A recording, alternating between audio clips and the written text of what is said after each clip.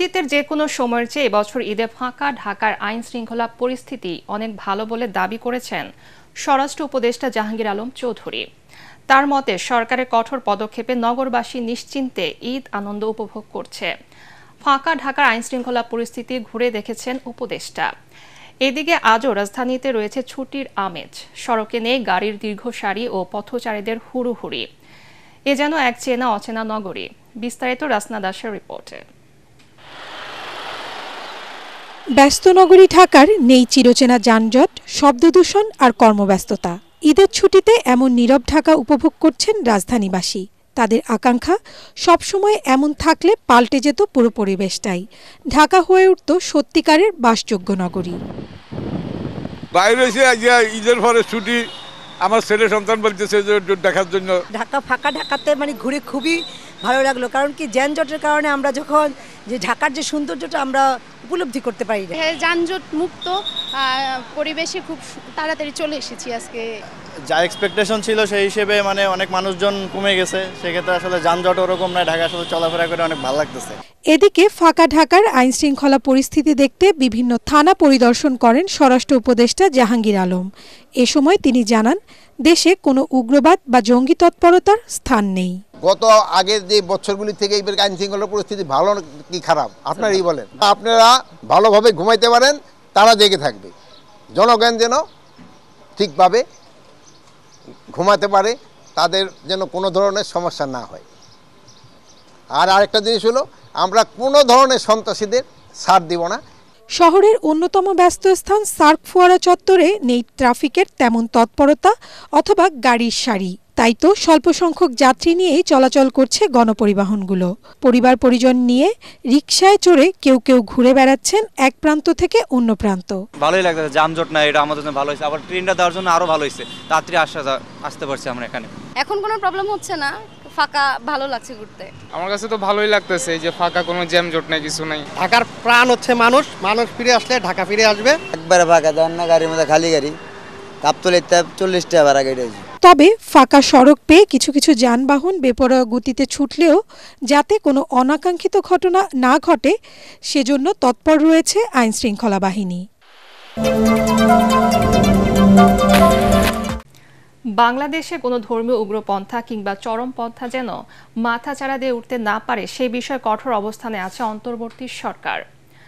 কুমিল্লার উত্তর রামপুর গ্রামে জুলাই বিপ্লবে শহীদ মাসুম মিয়ার কবর জিয়ারত শেষে তথ্য উপদেষ্টা মাহফুজ আলম সাংবাদিকদের একথা বলেন। নিউ ইয়র্ক টাইমস পত্রিকায় প্রকাশিত প্রতিবেদনের প্রতিবাদ জানিয়ে তিনি বলেন, দেশে কাউকে চরমপন্থার সুযোগ নিতে দেয়া হবে না। এ সময় তথ্য উপদেষ্টা আরও বলেন, জুলাই বিপ্লবে শহীদের চেতনা ধারণ করে আছে দেশের জনগণ। গণ অভ্যুত্থানে শহীদদের বিচার কাজ শেষ করার চেষ্টায় আছে সরকার। গণমাধ্যমের সংস্কার প্রসঙ্গে মাহফুজ আলম বলেন, গুণগত সংস্কারই তাদের লক্ষ্য। উগ্রপন্থা, কোনো ধরনের উগ্রপন্থা, ধর্মীয় রাজনৈতিক কোনো রকম উগ্রপন্থায় যাতে বাংলাদেশে মাথাচাড়া না দিতে পারে এবং বাংলাদেশকে যাতে আমরা একটা গণতান্ত্রিক যে রূপান্তরের ক্ষেত্রে ডক্টর মোহাম্মদ ইউনূসের নেতৃত্বে আমরা কাজ করছি, এটা যাতে আমরা সাধন করে যেতে পারি এবং নির্বাচনের মাধ্যমে যথাসময়ে আমরা যাতে গণতান্ত্রিক একটা রূপান্তরে ভূমিকা রাখতে পারি, এটা হচ্ছে আমাদের একমাত্র চাওয়া।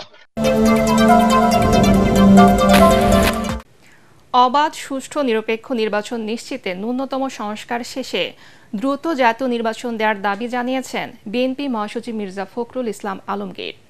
ঠাকুরগাঁয়ে সাংবাদিকদের সাথে আলাপকালে তিনি স্পষ্ট জানিয়ে দেন, সংস্কার নামে জনগণের ইচ্ছার বিরুদ্ধে কিছু চাপিয়ে দেওয়ার চেষ্টা হলে বিএনপি তা মেনে নেবে না। এদিকে ঢাকায় ব্রিফিংয়ে দলের সিনিয়র যুগ্ম মহাসচিব রুহুল কবির রিজভী বলেন, পরাজিত শক্তি নিউ ইয়র্ক টাইমসে মিথ্যা তথ্য দিয়ে বাংলাদেশের বিরুদ্ধে অপপ্রচার চালাচ্ছে। মইনুল হাসান জানাচ্ছেন বিস্তারিত। ঈদ উল ফিতর উপলক্ষে নিজ জেলা ঠাকুরগাঁয়ে নেতাকর্মীদের সাথে শুভেচ্ছা বিনিময়ের ফাঁকে গণমাধ্যমের মুখোমুখি হন বিএনপি মহাসচিব মির্জা ফখরুল ইসলাম আলমগীর। এ সময় তিনি বলেন, পরিকল্পিতভাবে সংস্কার ও নির্বাচনকে মুখোমুখি দাঁড় করানো হচ্ছে। আমরা কখনোই এই কথা বলিনি যে আগে নির্বাচন তারপরে সংস্কার। এটা যদি কেউ বলে থাকে, একটা ভুল ব্যাখ্যা দেওয়া হচ্ছে, জনগণকে বিভ্রান্ত করা হচ্ছে। আমরা বলছি যে নির্বাচন সুষ্ঠু, অবাধ, নিরপেক্ষ নির্বাচনের জন্য ন্যূনতম যে সংস্কারগুলো করা দরকার সেটা করতে হবে। তিনি এও বলেন, সংস্কারের নামে কোনো কিছু চাপিয়ে দিলে জনগণ তা মেনে নেবে না। জনগণের নির্বাচিত প্রতিনিধি দ্বারা দেশ পরিচালনার কোনো বিকল্প নেই বলেও মন্তব্য করেন মির্জা ফখরুল। আর যারা এসছেন সংস্কারে খুব জ্ঞানী মানুষ, পণ্ডিত লোক, বিশাল বিশাল ইউনিভার্সিটি থেকে ডিগ্রি করে এসছেন, তারা দিচ্ছে, তাদেরকে আমরা শ্রদ্ধা করি, সম্মানও করি। কিন্তু তারা যদি জনগণের বাইরে গিয়ে কিছু করেন, সরি টু সে, আমরা সেটাকে সমর্থন করতে পারবো না। যারা নির্বাচিত তারা দেশ চালায়। তো এই যে আমরা একটা জুজুর ভয়ে থাকি যে রাজনৈতিক দলগুলো স্বৈরাচার হয়ে ওঠে, স্বৈরাচার হয়ে উঠলে তো আওয়ামী লীগের মতো অবস্থা হয়। এদিকে নয়াপল্টনে দলের কেন্দ্রীয় কার্যালয়ে সংবাদ সম্মেলনে বিএনপির সিনিয়র যুগ্ম মহাসচিব রুহুল কবির রিজভী বলেন, অবৈধভাবে অর্জিত অর্থ ব্যবহার করে আওয়ামী লীগ নেতারা দেশে বিশৃঙ্খলা সৃষ্টির পায়তারা করছে। নিউ ইয়র্ক টাইমসে বাংলাদেশে আবার ইসলামী উগ্রবাদের উত্থান ইত্যাদি বলে আপনার যে প্রতিবেদন প্রকাশ হয়েছে, আজকে যারা পরাজিত শক্তি, সেই পরাজিত শক্তি এবং তাদেরকে যারা মদত দেয়, তাদের যৌথ প্রচেষ্টা এর মধ্যে থাকতে পারে। বাংলাদেশের যারা নাগরিক, তারা তো কেউ জানে না এখানে উগ্রবাদের উত্থান হয়েছে কোথায়। রিজভী অভিযোগ করেন, বিচ্ছিন্ন কিছু ঘটনাকে কেন্দ্র করে কয়েকজন উপদেষ্টা পরিকল্পিতভাবে বিএনপির বিরুদ্ধে অপপ্রচার চালাচ্ছেন। থাইল্যান্ডের ব্যাংককে শুরু হয়েছে বিমস্টেক শীর্ষ সম্মেলন। অর্থনৈতিক ও ব্যবসায়িক ক্ষেত্রে পারস্পরিক সহযোগিতার নতুন ঘোষণা আসতে পারে এই সম্মেলন থেকে।